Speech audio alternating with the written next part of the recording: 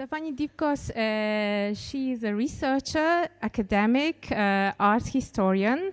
She did her studies in Germany. She's from Germany.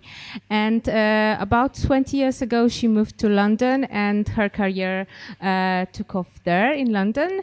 And she works as an academic, as a teacher at Central St. Martin's, as well as Sotheby's Institute. She has extensive experience in the field of art, commercial art, art market. She worked at different galleries in Europe and in the United States. And she is now conducting research to publish a book about a history of contemporary art markets that's going to be published in 2025. And she works on a PhD on concepts in alternative art fuss in the 90s. So the floor is yours. Thank you very much for accepting the invitation. And the talk is about harnessing of uncertainty in contemporary art markets. Hello, everybody. And oh, thank you. I haven't even done anything. So yes, I feel I need to. Is that working? Yeah. I need to apologize because I know I'm the only English speaker, but I really don't speak Polish whatsoever. So I really hope you forgive me for that, and also apologies for the slight delay. I could now talk for the next hour about that I'm a Mac user, and do I need to? Okay. And obviously you have PCs here, so the presentation didn't really translate into that. So apologies for that. I also have a really weird sense of design, and I trust Apple PowerPoint to design my slides, so they look sometimes really tacky. But that's all for which I apologize. So I'm going to start now. And I also need my watch so I don't overrun. Great. So, so first of all, I was really excited to be invited here by Alicia, and thank you very much also for the organizers of the fair, because I really loved walking around downstairs, and it actually really fits in with the way I'm trying to think about space and spaces in which art is exhibited and especially sold. So I really loved, so you did me a great favor by bringing me here from London so I can see that. But obviously I want to give something back. As Alicia has said, I used to work in the commercial art sector for around 15 years, and now I'm writing a lot about the art market, and I also work as an art market journalist. So anyone who reads German, I write for a German financial newspaper, the Handelsblatt, very regularly. So about art fairs, about auctions, about the art market in general. So, so obviously I'm bringing an outsider perspective to you here, and I feel a bit strange about that, but then I think maybe there is some value in that. I hope you find there is some value in that. So what I thought I'd do is, hang on, let me just see, I'll go back to the picture, is that I spend sort of the first half of the talk to talk about sort of what I see as current trends in the global art market that might feel a bit, removed from your local concerns. But it's good to be aware, I think, also of the rhetoric in the art market and what sort of the international scene talks about, thinks about, and also sees and likes to see, so that you can really make decisions if you want to. In a way, I think my argument is that the top 1% of the art market is now so removed from everything else that we are doing and that we are concerned with and that we value, that actually we should take this, the fact that no one looks at the 99% of the world population and the artists and really do what we think is important and harness the opportunities that come from that. So I want to then in the second half of the talk look at a number of projects and initiatives that I really think are new and capture a new spirit within the art market that sort of hopefully portray different values, and maybe that can be quite useful for you to just know about and take into your own practice. Okay, so that's what we're going to do over the next 45 minutes, and I generally talk way too much and way too long, so I hope that someone can really make sure that I keep on time, because I would really love to have some questions from you, so I hope we can have a Q&A session at the end. So I want to start, I always like to start with pictures and with artworks, and first I thought maybe I shouldn't show that to you because it's quite a gory picture, but then now seeing what the type of art I saw here downstairs, I thought actually I'm going to show that to you because I think it's really different maybe from the art practice here in Poland. So this is an art piece by a New York-based artist that I photographed this summer at Art Basel, the art fair in June. And it was presented by a gallery, JTT Gallery in New York. And actually, I really like the title. Well, I like the artwork too. As you can see, it's a really gory mix of quite luxury objects combined with internal organs that are in formaldehyde. And I have to say, I don't know if they're real or not. But the artist really plays all the time between really abject forms and disgusting things. And is really concerned also about the history of medicine, but then juxtaposes that with very beautiful and appealing objects. And I actually think it's quite significant and representative of an art practice, especially in New York and wider America, that is around history of race, history of nationhood, history of powers, and powers in medicine in this case. But what I really liked was the title of the work. It says, I hope when I die it will be in the summertime. And I thought somehow, we live in a time where so much is uncertain, but I thought that there is still always humor to be had, maybe, and there's a way to engage with that. And I was thinking, actually, when I saw the piece, and she just finished a solo show at the New Museum in New York, so it's definitely an artist who's gained traction and attention, that definitely good art is coming out of all that. And I thought that's maybe a good position to start from and to think about the art market. Okay. So, but coming back, so I think the underlying humor, I'm trying to say that in times of uncertainty, there is really something that we capture and that there are opportunities and that we do not just should follow also the media hype around, as I said, the top 1% of the art market, although I'm going to start with that. So, okay.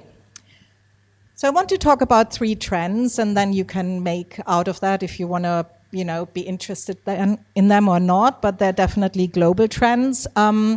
So I don't know how much that was in the Polish news. It was all over the British and the German newspapers, and also the main news, evening news on television, is that on the 9th of November, so just 3 days ago, Christie's in New York sold the first ever single auction that made more than $1 billion, which was the evening sale of the auction of the Paul Allen collection, which is was the founder of Microsoft, and and it was a big milestone because it was the first over 1 billion sale.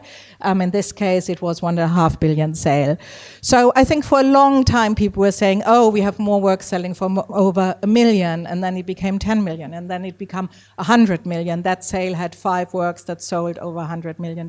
So all I'm trying to say is that there are no limits, right? The rich in the world are becoming richer so far. They spend their money on art.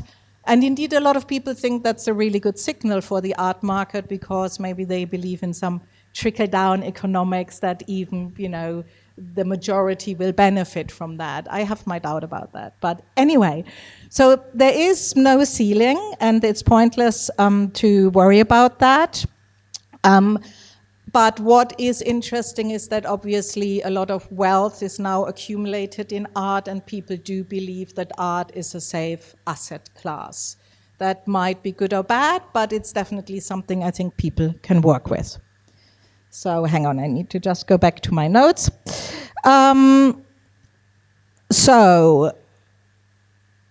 Yes, and of course the other thing that's worthwhile saying, because that might then be difficult for smaller countries, is that, of course, the global art market really takes place in the US and in Asia.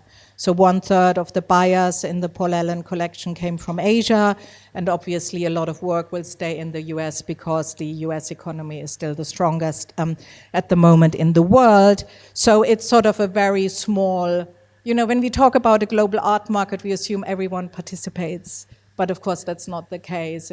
And we have a lot of data around that it's a small group of nations, including artists, including galleries, including collectors, who really sort of participate in these higher echelons. So, but then I still, I last night I met really nice English people in the restaurant that I was eating at here in Krakow. And he was selling boats, and I was selling, well, no one cares if you know about other luxury industries like luxury yachts or boats or luxury cars. So I think it's really interesting that in the arts we just think what's happening in the top really affects us, while it is a different discourse. But what I think the media hype does, of which I'm, participating, because I also talk about auction records in London, is that we think that's all there is, and that is definitely not the case, as we all know. So, so personally, as I think it's on one hand reassuring, people do still buy art, they invest in art, but it also means that maybe thinking we can hope to participate in that is also a wrong way to go about that. So I just leave that as a question. Great. So the second, hang on, I'm running out of space. The second trend that I wanted to talk about that I'm quite passionate about is that there's currently really a race of competition about who is leader both in local, regional, and global art markets. And I just want to give you as an example of that the competition on one hand in Europe between London, which was of course the capital of the global or the European art market for at least the last 100 years. But since Brexit, things are going downhill, I'm sorry to see and say. And now that, so France for a very long time had a leading national art fair that was called FIAC, which just stopped operating because the organizers of the National Museums in Paris gave the slot in the Grand Palais to Art Basel, well, to an offshoot of Art Basel that's called Paris Plus par Art Basel. And now FIAC as a French fair is dead, and we have another Art Basel in Paris in the autumn. So everyone thinks that's a really good thing because Basel is global and it's professional and it's now really helping Paris to take over from London. This is actually I think it's really significant because if you think globally, it means where do the Americans go in the autumn? Will they go to Paris or London, and where will they buy, and will Frieze lose out, for example? But I think it's also indicative of, again, of FIAC was a French fair, and it was ultimately French in its whole essence. And now Basel is very global and very un-French, and I do think that we will just see ever more the same art being represented in the same art fairs, and personally, that's my personal opinion, I don't think that's a good thing. So anyway, but we see the same being played out also in Asia, because of course the Asian capital of the art market is still maybe Hong Kong, but due to the COVID pandemic, but also lots of political issues, there is now a big scrabble around who will take over from Hong Kong when Hong Kong moves too close to China, and they might stop free trade in art. And is it Seoul, or is it Singapore, or is it Taipei?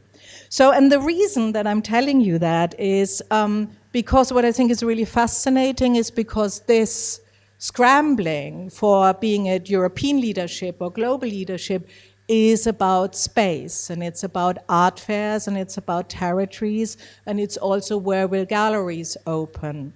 And I think, we'd like to think about the art market digitally and that the future is all online, but I don't see much evidence of that in the way that key market players behave at the moment. So I think that the idea of geography and indeed sort of who owns what territory is still quite prevalent, and I don't think that is going away. I actually think it's increasing again. And I find it quite sad, really, and strange that now, and literally, I mean, you see that from the art newspaper just in October, which capital will win the hearts of art collectors, that we're not talking about working together and how can we make Europe stronger as an art market or as an art production place, but that it's about, who wins out, and this very competitive language, I think, is not very helpful. But so that is really what I think a lot of the galleries are currently thinking about. Are we opening new galleries in Paris or London, and where's the next place to be? And probably that also includes artists, if they, do they still think it might be good to go to London, or should they actually now all put their bets on Paris and learn French, which is, I mean, they're different cultures. Anyway, so it's an interesting topic, I think. All right. So, and then, yes, so, and I have another slide about this.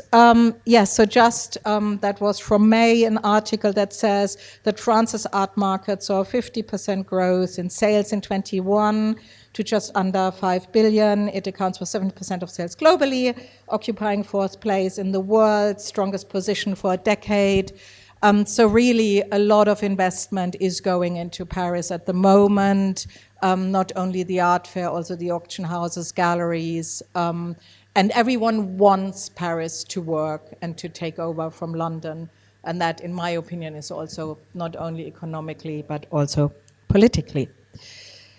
Right, okay, so I'm racing ahead without looking actually at my notes. So let me just, yes, so but what I think is interesting about it and why I'm telling you about this is because there are changes, and considering that we think the art market is changing very slowly, I think it's interesting that so many things are not certain anymore. It's not clear, let's assume you're a Polish gallery, should you really be desperately trying to get into Frieze, or do you actually think, oh no one's coming anymore, I want to do something in Paris? And I think it's interesting that sort of wherever we look at, things don't seem to be as settled as they were anymore.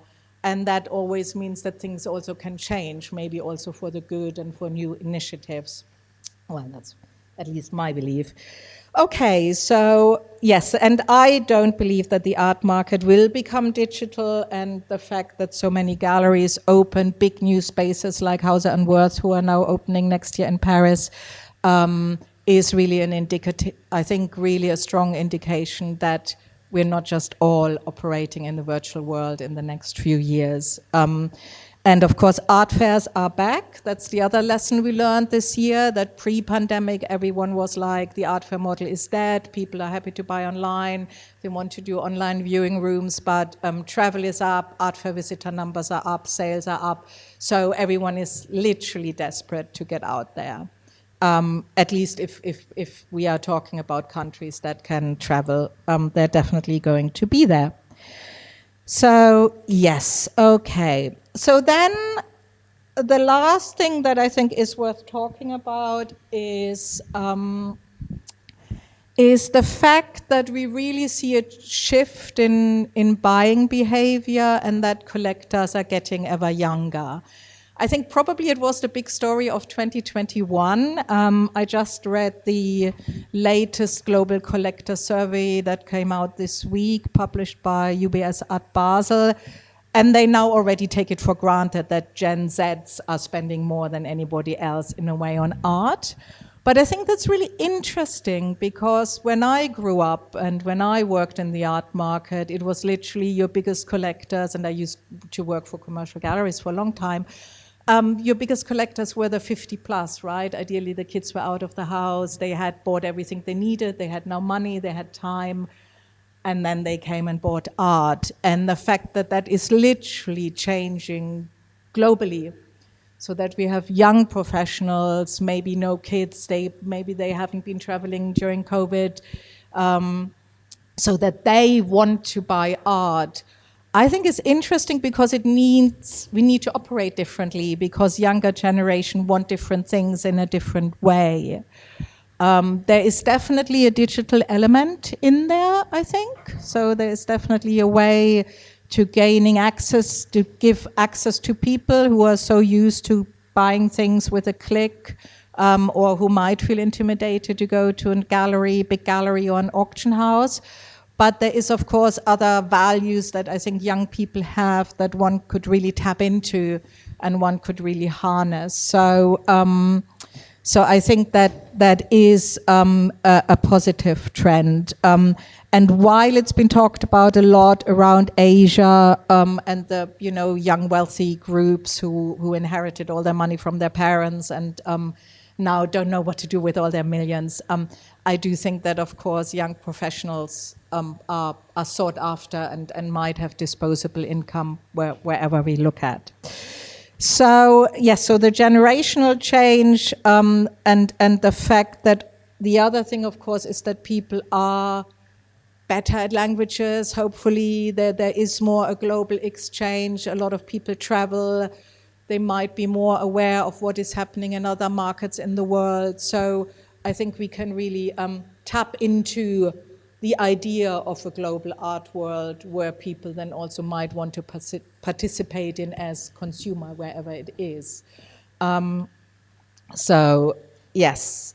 And the other thing that I saw in this new collector report that I wanted to share with you was that the Generation Z, while they have more income, they seem to be buying at lower prices and really sort of not only be focused on parking their assets that they inherited somewhere and buy yet another Picasso or Warhol or Basquiat, but there seems to be now data that suggests that they like to invest, or not invest, but like to engage with younger living artists. And the other statistic that I thought, hang on, and that's not on there, so before I forget, I'm going to tell you about it, is that data shows that I think across the world, most collectors spend 50% of their money and their budgets and their collection on local artists and 50% international. So I think that's really good, because I think people do care about what's happening in their local art schools, if they are in Düsseldorf, in New York, or in Beijing. And I think, again, there is so much black and white, but when I saw that most people do care about, the art from where they come from or where they used to live. I think there is, again, a lot of, it's not just, oh, I'm an international collector. That doesn't mean that you don't buy local art wherever you're from. Okay, so yes, so that was what I wanted to say about the sort of three big trends. Then I'm going to go through this quickly. This is just... everyone is still very buoyant and says the art market is doing really well. Now, I'm an optimist, but I do think that our uncertain economy will affect some parts of the art market, if it doesn't already. But of course, what is interesting is that that's in areas where we don't have any data. So this is when you yourself know that, oh, the gallery that I used to visit, is now closing.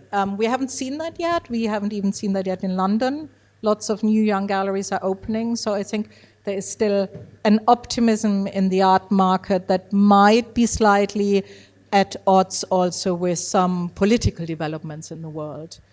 But I think, it hasn't really come through yet, and we know that the art market often moves anti-cyclical, so, who knows how and when that happens.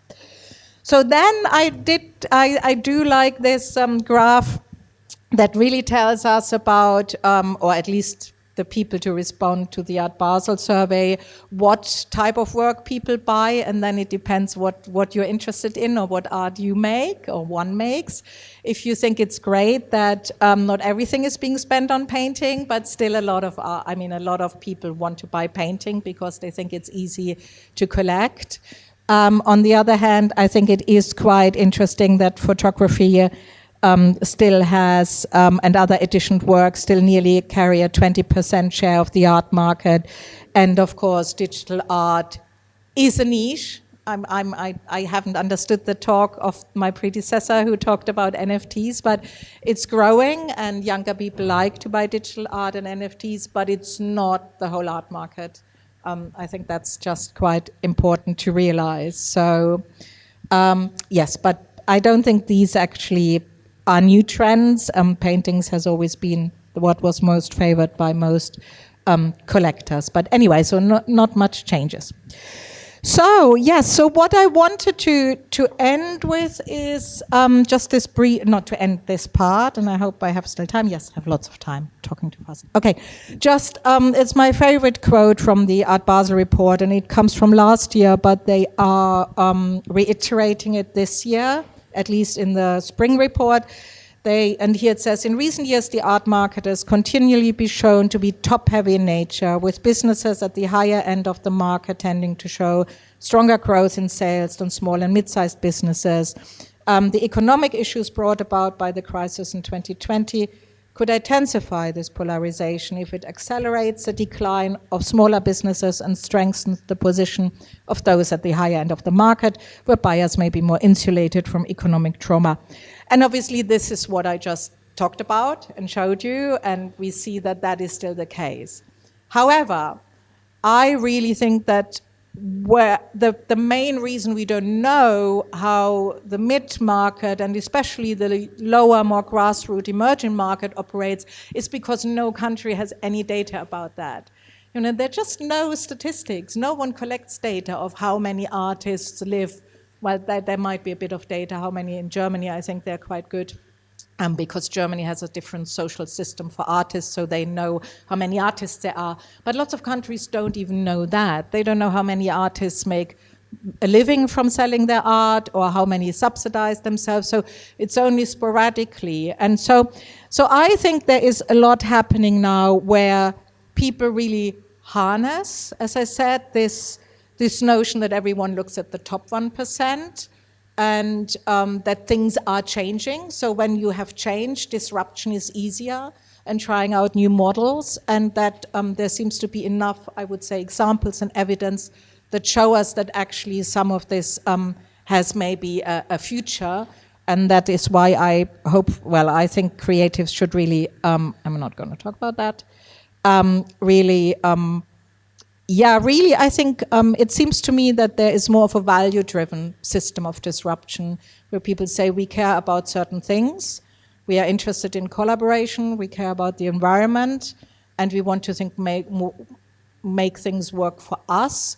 And I think we see examples where that comes through and is also rewarded. So, which is why I'm going to talk about a few examples of that for the next sort of 15 minutes. Okay, is that okay? Am I talking too fast? I'm a bit nervous, but is it okay? You understand me? Okay, good. Right, okay. So, new generation with different values is what I have. And yes, so, I talked about that there is disruption and adaptation in order to find ways to navigate our political and economic and social and whatever uncertainties. We see, and I know it best from London because I know a lot of these galleries, but I know it's also happening in New York. I'm actually not so sure how that translates to mainland Europe in general, is that there are a lot of galleries who explicitly work with underrepresented or previously underrepresented voices or artists who represent underrepresented voices. That might be galleries who work around class, issues of class, working class, especially in the UK, issues of race, of course, and also gender and sexual identities. And what is new is that people use that as a selling point. Rather than just doing it and feeling ashamed, oh my God, I'm a working class gallerist.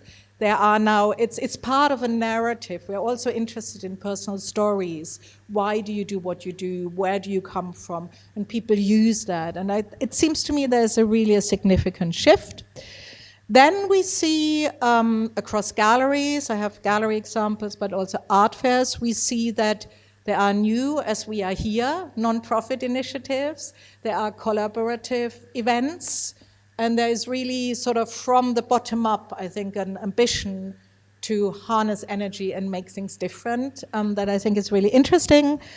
And yes, and that there are more and more artists, galleries who are actually think the art market needs to pay. I mean, even if they would pay lip service, it would be more than we have now, which is being more aware of the ecological impact of the market. So that's these 3 points are the examples I want to briefly talk about. So. Yeah, so in terms of galleries, there is definitely a new generation of galleries coming about. Well, I think in New York, what I've seen, and in other European countries, but here I show you just a couple of examples from London. I think most interesting is the middle gallery, Guts Gallery, because Ellie Pennick, the founder, is Northern English working class, kind of person. And she really changes the way, or she says she really changes the way she works with artists. She only wants to represent underrepresented artists, being it sexual identity or race or class. And she seems to be successful. And the media are picking this up. So this is all quite different. This is new. So she's entering the mainstream. And I think that is very admirable. And then on the right, I show you just as an example, Sid Motion. Sid runs a very small gallery in a small space in South London in Peckham. And she only works with 5 artists.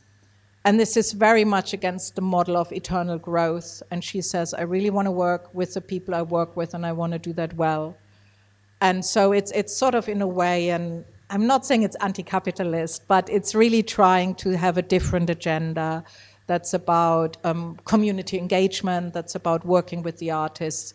And she has no interest in being the next White Cube, right? I think for decades, wherever a gallery came from, they wanted to be the next most successful gallery in the world. And that's really changing, and I think that's really interesting. So there are lots of great new galleries, but as I said, they are everywhere.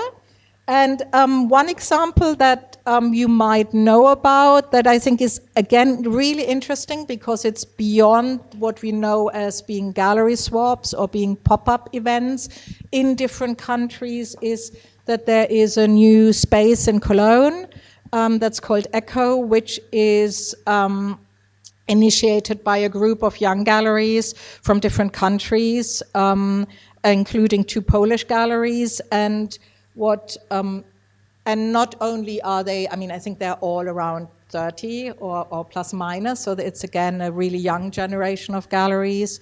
They do the same art fairs, they really network well, they work together, they share artists, give each other artist residencies, and they've teamed up to share the rent for a space in Cologne. Cologne still, the Rhineland still has I think the most dense collector base in Europe because there's still lots of rich people.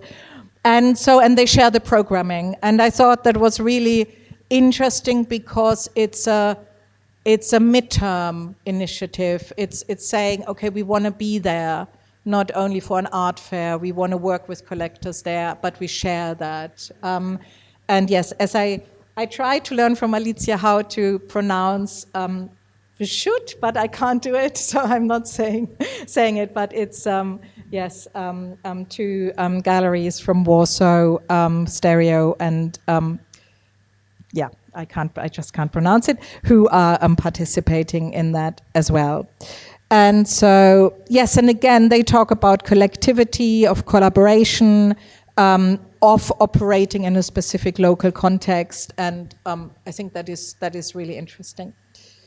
Right, so then, some of these were actually this summer in Lister in Basel, but there was another dealer-run fair in Basel that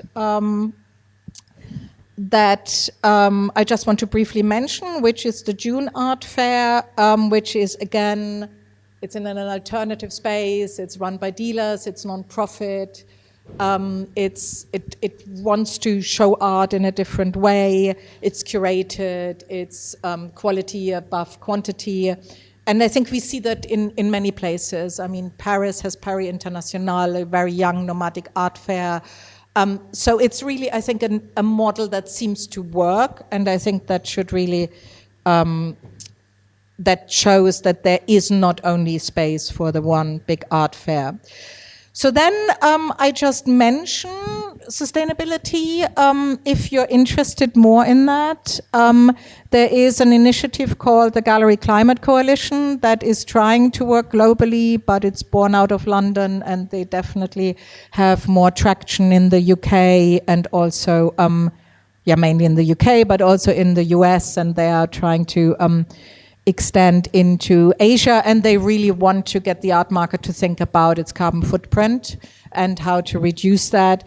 And I just want to show you one statistic here, which is that according to their finding, public art galleries use the most carbon in the art world, but then it's artist studios at 26%.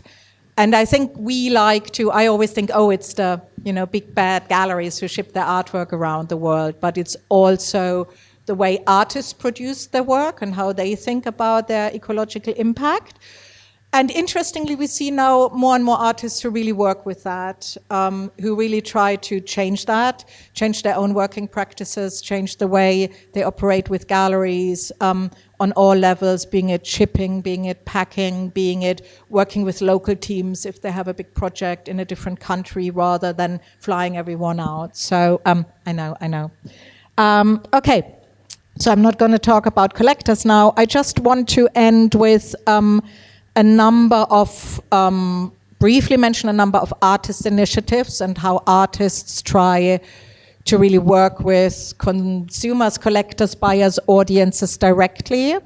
There is one, and again, I think the point that is shared between them is that they are based around value systems. So this example is Binder of Women, which comes out from LA, but just opened a UK initiatives, and they basically create portfolios of small artworks which they sell to collectors directly in order to circumnavigate the art market, which of course is still male dominated, and really do that under the auspices of saying we want to support women in the art market. And the way it started was that it was actually quite well-known artists, but as they gain tractions, they collaborate with more unknown artists, because it's always a group of 10 to 20 artists who produce a portfolio of these works that then is sold, and then it also travels. So I think this idea of it's not what I do, it's how can I enhance what other people do.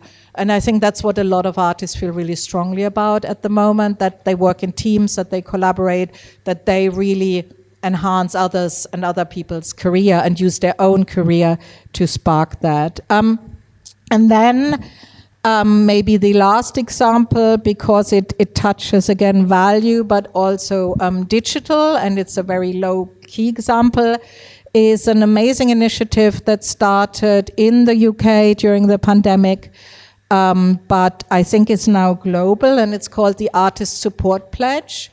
And it started out as an Instagram, or it's still an Instagram site, where artists can sell work for £200. So that's I think roughly 1,000 Polish zloty.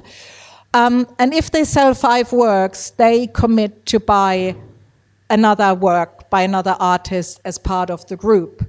So they benefit, but they also again pass on their own benefit to other artists in a real snowball effect.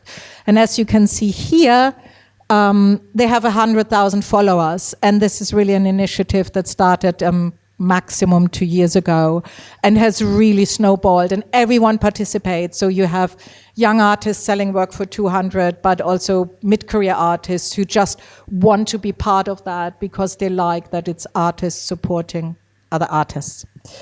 So and then that's it. So I'm nearly on time, so that's what I wanted to share today. And Fiona is already leaving. She's had enough. But if anyone else has any questions, I would be delighted to spend 5 minutes to discuss that. Thank you.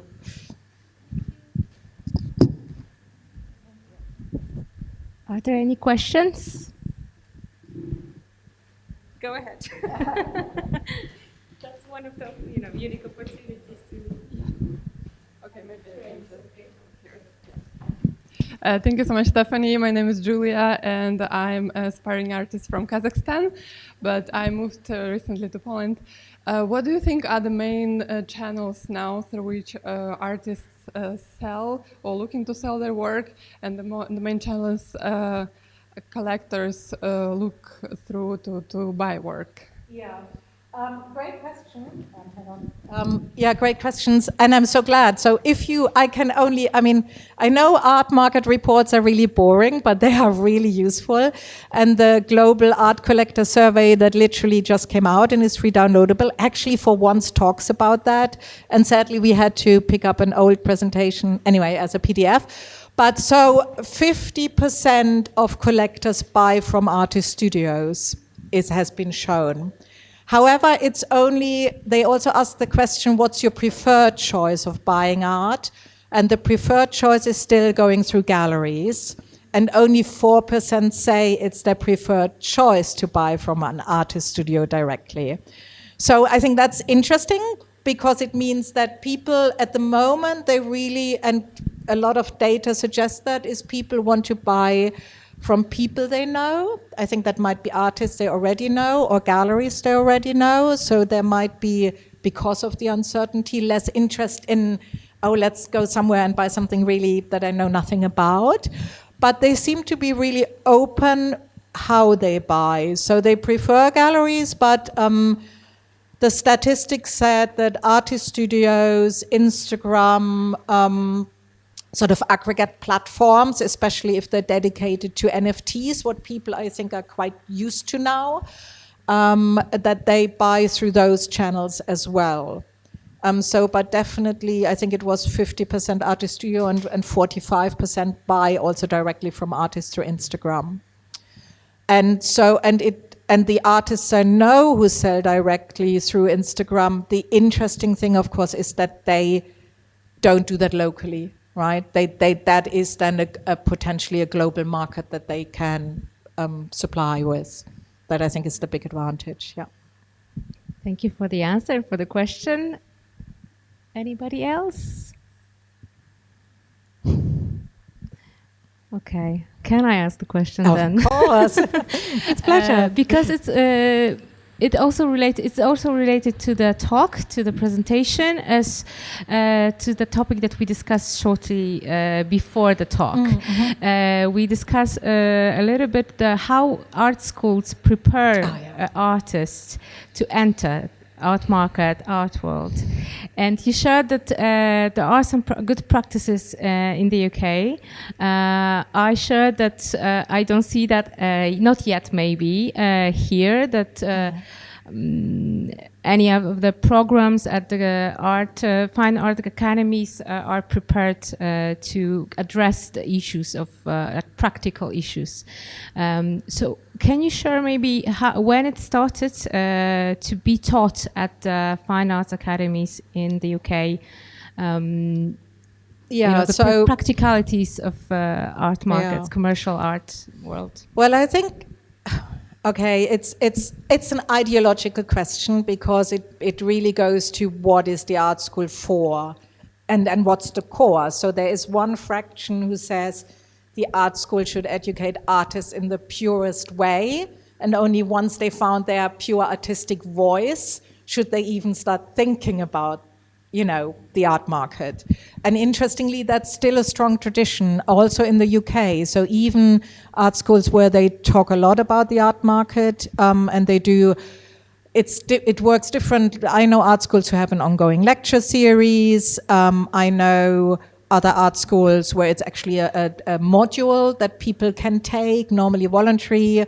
I know at Central St. Martin's you can even take a year out of your studies in order to maybe work a bit in the art market before you come back finishing your fine art studio studies. So, however, in general, I think what I think is important, and I've worked a lot with even accountants who try to tell creative practitioners of all sorts, is like, well, how do you price a work? Or how do you price, it doesn't matter if it's an artwork or a ceramic or a stained glass window.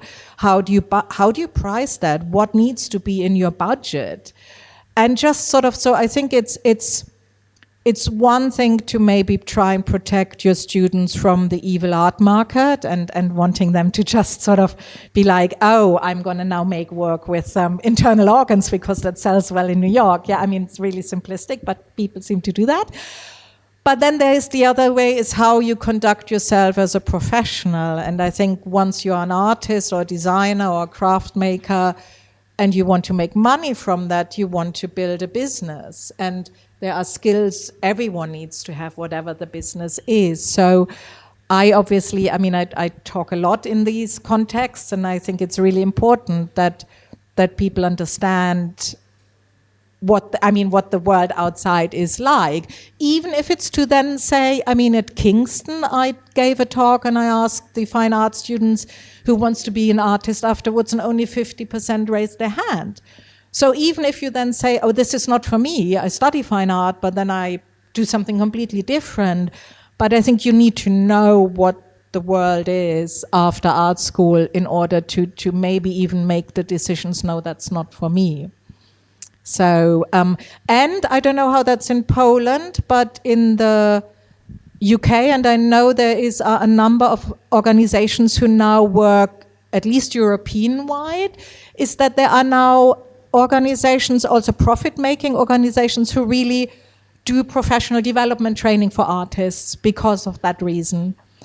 So they do talks, they do workshops, they do mentoring, all about trying to give artists more professional skills. Thank you. We have in Poland, we have an art foundation of Bank ING, which have a course about art professionals. Yeah. So here there is a foundation, for example, it's ING Bank Foundation, and they do courses, artists as a professional.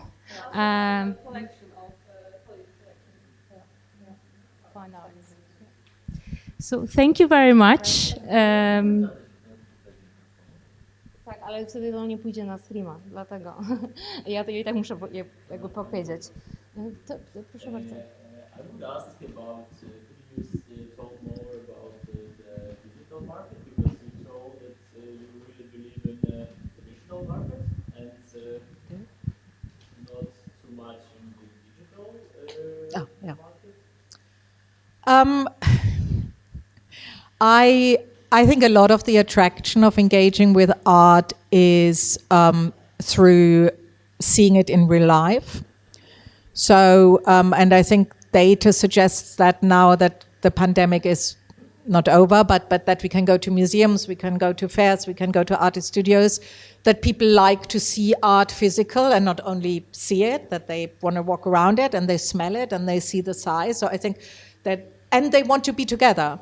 So I think the other issue with the digital market is it's a very solitary experience to sit at the end of your screen and press a button and buy something at an auction that then might be shipped to you. It's not social. And the art world, the market and the art world likes to be really social. That's what a lot of people get their buzz from. So I think there are lots of reasons why people will still want to buy art physical. That doesn't, of course, say that the digital market can't enhance that. So it does. We know that people, it makes access easier. It makes transactions easier. When I, know an artist's work, why shouldn't I buy it from a PDF the next time? But I think considering that everyone was it's all digital, when the pandemic started, I don't see any data that suggests that that's the case. I also think there is a lot of issues that people don't think about. I mean, if you can, through a click, buy now an artwork from Sydney or whatever, or the Philippines, well, how do you make sure it actually physically arrives? And it arrives in a good state. And what do you do if it's broken? I got an artwork sent from South Africa. It came and it was falling apart. And of course you can't then, if it's like, let's say, 1,000 zloty or even 10,000, you're not going to get a lawyer involved. So how, there's so much physical in the art world that is about shipping, that's about logistics, that's about experience, that I think unless you build a market for genuinely digital art, which people do to a certain degree, I think I can't see it overtaking the physical market. But that's my opinion. I can tell you from this report that I just read that the digital market stagnated this year. So the growth was pandemic driven. Now that the market is open, we don't see the growth anymore. But I do think that digital can ease a lot of things. I'm not saying that, it's either or. But anyway. But then I'm not the generation to drive that forward anymore.